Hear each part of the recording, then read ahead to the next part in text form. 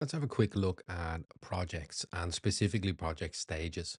I'm going to click on projects in the sidebar from the dashboard in Focus HQ, and you will see all of the active projects in here. You can also see any of your completed projects, but specifically, I want to show you the project stages. This is really useful for me. I break projects down into a number of stages, and you can edit these stages yourself, and I'll show you now in a moment how to do that.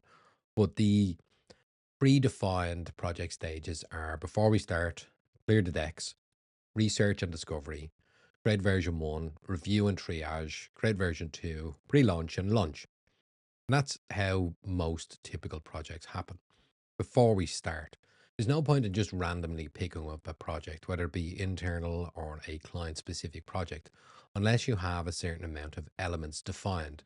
Specifically for client projects, you want to make sure you got paid. You want to make sure that the contract is signed. So for me, I have an initial invoice or deposit that has to be paid.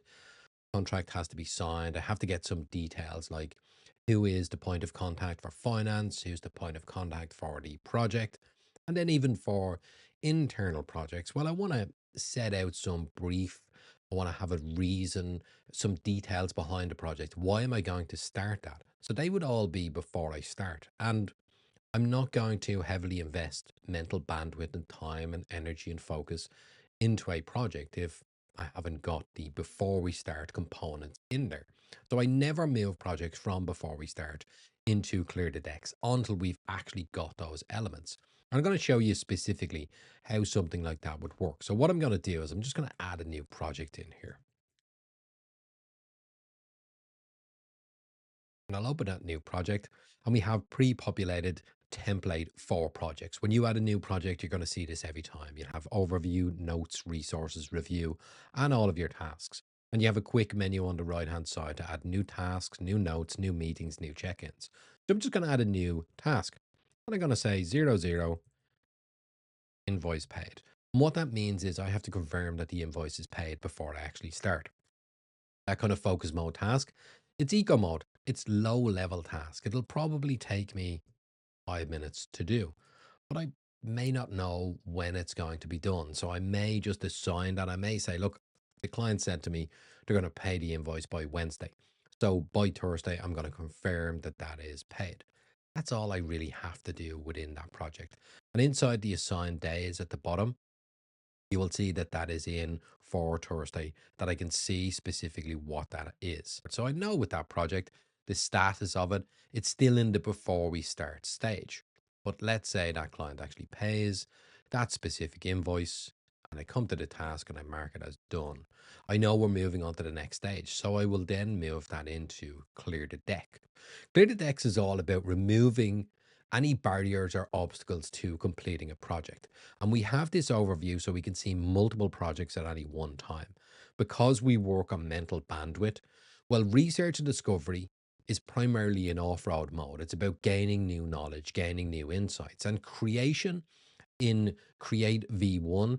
That's a kind of sports mode, primarily focused sort of tasks. That's about using the existing knowledge, using what we've discovered, and building upon it. But if I have three or four projects that are inside research and discovery, or three or four projects that are inside creating, that's using a lot of high mental bandwidth.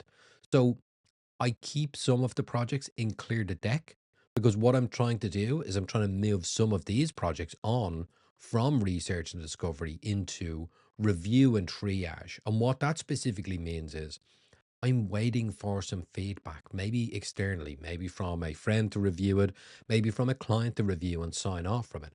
That gives me more mental bandwidth.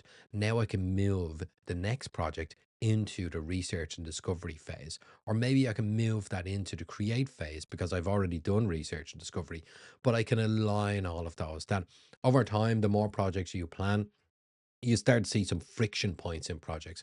And maybe it's because you're overloading with the same sort of mental bandwidth in each project. So you want to kind of have a queuing system. So it's a really, really simple approach. And to edit this, just go into one of the projects where you have stages. You can click on stage and you can edit the property.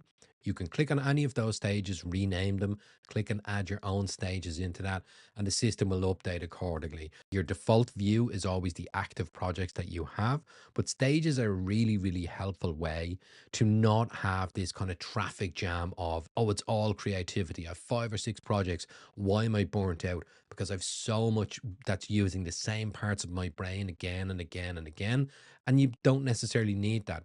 A project is not just high intensity, high mental effort. It has ebbs and flows. So you're trying to have some projects that are using eco mode and low level stuff, some projects that are using off road mode, some projects in sports mode, and some projects you may have some reprieve or downtime like park mode because you're waiting for some feedback from somebody else as well. So that kind of ebb and flow really, really helps me when I'm stacking multiple projects instead of looking at stuff in isolation. Everything is connected. Everything that you do adds to your plate each day.